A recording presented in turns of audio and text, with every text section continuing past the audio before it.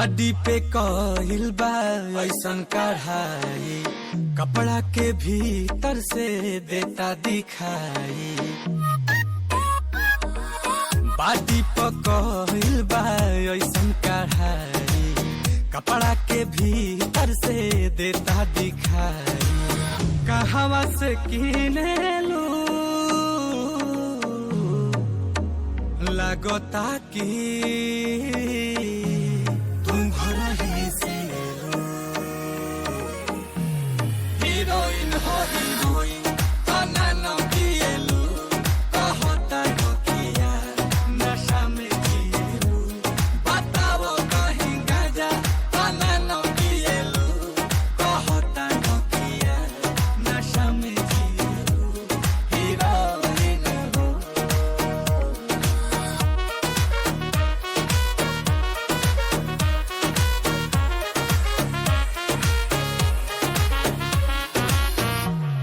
गुलाब जइसन खिलल बारू, तू भंवरा से मिलल बारू।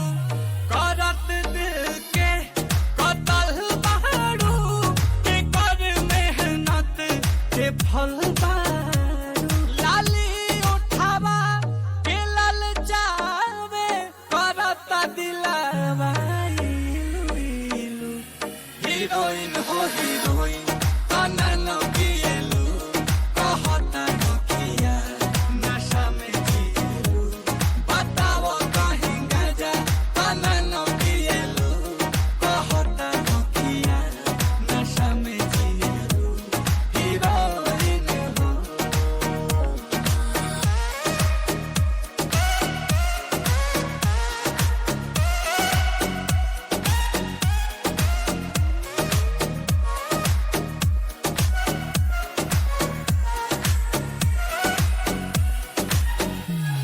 बनल में जहाज आज बाटे, दांते से अंगूरी लागे लुकाटे।